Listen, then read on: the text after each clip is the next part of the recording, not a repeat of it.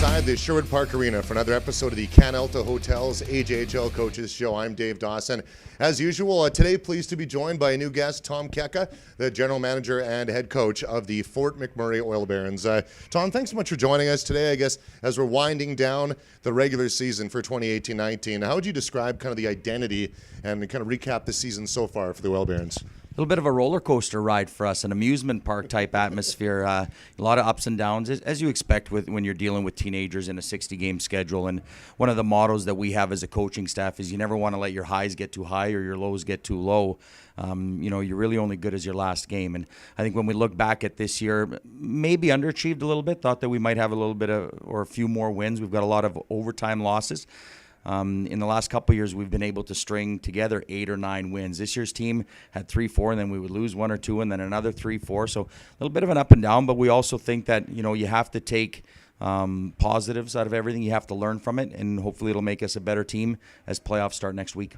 How have you managed to kind of work through the as you mentioned, the ups and downs, and how do you kind of corral in as a guy who's had 2 decades of coaching experience in the AJHL? How do you temper those expectations of the players and kind of manage those highs and lows? Well, I mean, the challenge as a coach is you have to understand that it's one team, but yet you have 22 to 23 different individuals on it. So you have to treat everybody differently. And I think, the successful coaches are able to cater to every single individual and make them feel wanted and needed, but yet collectively drive everybody towards a single goal. And I think, we've had some great regular seasons the last couple of years in Fort McMurray. We've had some great players, and we're hoping that we can translate that success that we've had in the regular season, hopefully for a little bit longer playoff run. You've been a fairly busy guy on transactions this season. In the Sherwood Park area, one trade that many are familiar with was a Tyson Scott for Jack Hamley. How would you describe just kind of how that trade worked out for you, and how does that fit in for your organization? Well, I think as a coach, you never recruit players or start the year off thinking you'll have to make any transactions. But as the year goes on, you realize maybe you're stronger in a certain area. Maybe there are some shortcomings in other areas. And we felt at that time that we needed to get a little bit bigger and heavier, especially to play in the North Division, which is historically a tough division to play in, smaller rinks and that. So really it's one of those transactions that I made with Kyle, and we've done a couple here in the last couple of years where, we gave up a really good player in Jack Hamley, and Jack was just a great kid. He was a great oil baron, and we appreciated everything that he did. But as the old adage says, you have to give something up to get something. So we were able to get a bigger, heavier body in Tyson Scott. Tyson's come in, and he's done everything that we've asked of him. Now, you mentioned a few different moves over the last couple of years as the general manager role often, and obviously the head coach too. Some moves, as you're making some of those moves, are there some that maybe you've learned hard lessons in making moves as a general manager, and others that maybe moves that have surprised you and turned out better than you thought they would? Definitely, and I think the first criteria you always look at is you want to make your team better. As a coach, your inclination is always, look, how is this going to make us better on the ice? As a general manager, you have to look at it from the sense is, okay, is this going to really hurt my dressing room? And sometimes you're going to trade a player that's, maybe one of the most popular guys in your room or whatever. So we've been very fortunate. Whenever we're making a transaction, quite honestly, we don't look at it where we're going to try and get better and do better than the other team. We're hoping it benefits both teams. And I think when you look at, we made the Ryan Cox and Merida Zitko trade last year with Sherwood Park. I think it benefited both organizations. I think this year when you look at, Jack Hamley's production here in Sherwood Park, Tyson's production in Fort McMurray, I think both teams can say, that was a good trade for both teams. Is there maybe, often when you're making that trade, sometimes when a player comes in, you don't really get a chance to spend a lot of time getting to know him as a person. Sometimes it's more just you kind of find out what you get when you get to the team. Is there one guy that you brought in over the last few years as the general manager role that you thought, wow, that was a really great addition in the locker room overall, just a good person that came through our program? You know what? Merida Zitko was a guy last year that was one of those guys that we added that was just a great individual, and we loved having him here in Fort McMurray. I think this year when you look at the one trade we made at Christmas time, we brought in Jaden Leslie, who's a 4-year veteran, a 20-year-old, very mature, and just one of those quiet kids that always has a smile on his face. And, you get to know these players by playing against them, and then you have that preconceived notion of what they're like.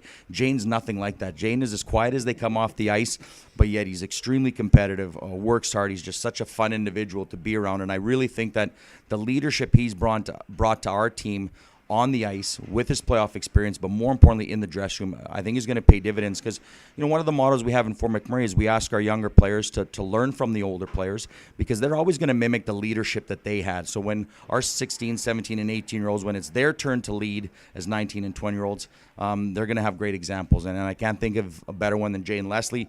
We've also got Tanner Miller, who's a 4-year guy and has played over 240 games for us, who's a poster boy of what you would want a junior A hockey player to be all about. Yeah, Jaden Leslie, it's safe to say one of those trades that eyebrows got raised across the league when that one was made this year for sure. I've never actually been to Fort McMurray myself as a person, and I've heard a lot about it in the hockey community over the years. How would you describe just the atmosphere of the hockey program there and just what it bustles about when people gather for an Oil Barons game? You know what? We're a community that obviously is comprised of several different groups, heavy on the Eastern Canadian population.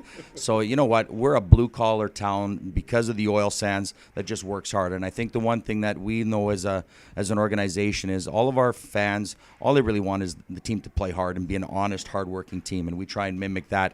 The demographics of our crowd has really changed here in the last 4 or 5 years from a oil worker type mentality to we got a lot of families. So, we want it to be a friendly place where a family can sit on a Friday night and say, you know what, we have some money in our pockets. We need some entertainment. Where should we go? Let's go to the Casman Center because you're going to be able to watch some good AJHL hockey. You're watching a lot of stars of the future. It's affordable, it's fun, and it's engaging, and that's what we're hoping to, the brand that we're trying to build in Fort McMurray. How would you describe yourself as somebody who's got the imprint in the community? What is Tom Keca like as the man out in the community and the guy that is the approachable one, and maybe even on the bench as well? How would you describe your personality out in the community on the bench? I'm old. I've been in the league a long time. The one thing that I have really is, I'm from Fort McMurray. I'm a local player. I played all my minor hockey in Fort McMurray. I was very fortunate to play with the Oil Barons, and now it's almost full circle where I was an assistant coach for a number of years, and now I've got the honor to be the head coach. So I take it very seriously. I understand what the Fort McMurray Oil Baron logo means in our community. I want all of our players in minor hockey to strive to be an Oil Baron one day. So the one thing that I've really tried to do in the 4 years that I've been the head coach, we've been very active in minor hockey, whether we're running camps, helping out with teams, just going out to watch certain teams. I really think that being a community-owned team, relying on the butts on a Friday and a Saturday night in the seats, you have to be active. And I take a lot of pride in that. It's my home. It'll always be my home, and I'm proud to say that I'm from Fort McMurray. From what I understand, your daughter also sings the national anthem in the games as well. What's that like to have the family involvement there? It's great. As a father, you're not able to be there all the time, and I've got 3 great children. Maya's 15, really heavy into the arts and drama scene in Fort McMurray. Max is 13, same thing. He's involved in the drama part. And then I've got an 11-year-old Carter who's a hockey player. So Dad doesn't get to come to a lot of games. So I think that whenever I get an opportunity to watch them out in their productions and they get a chance to come to the rink, Maya gets involved by singing. I couldn't be prouder of my kids. Each of them is an individual, and each of them is going to grow up and be hopefully a successful individual, and they're going to have positive contributions on the community. And I think that's all that we can strive for as parents. Now, as mentioned in previous episodes recently, it seems that tragedy and sport, there's such a marriage between the two often, and you look at what happened with Humboldt last year. I've talked to coaches about that, and Fort McMurray obviously in the news a couple of years back there with that devastating fire. Can you just describe to me how difficult that was and what that was like, your first summer as a full-time head coach and general manager, and just going through that process of that fire there? The biggest thing that I reiterated that year was I really felt that our organization was going to play a therapeutic role in rebuilding our community. I felt that we were going to be a rallying point where the people could come on the Friday and Saturday night and see old friends at the rink and watch some good hockey. We were very fortunate. We actually won the North Division that year. We were very involved in the community, whether it was cleaning up sites or just going out and helping. So I think therapeutically, I think that we played a big role in that. And we're a resilient group in Fort McMurray. I don't think we're back to where we were pre-fire, but we're definitely getting back up on our feet, and hopefully with the economy turning, we'll be a great place to live. Obviously, being involved in the situation, as you mentioned, kind of building through there, what's it been like to watch just the continual rebuild year after year? And when an international disaster like that happens, you get the opportunity to maybe spend time in the community, and there isn't as much attention on it anymore.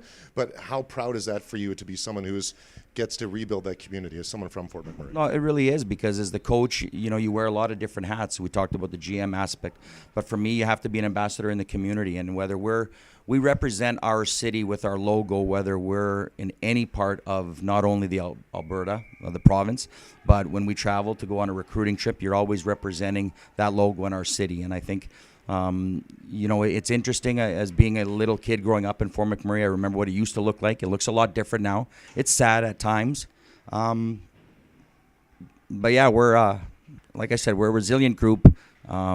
It's a hardworking group, and I think the one thing that sets us apart is the fact that everybody's from somewhere else. So we're all pretty inviting for anybody that comes to Fort McMurray, and I think that it's a community where we understand that we're only as strong as our weakest link. So we help out our neighbor and our friends, because if somebody has success, then we'll all have success.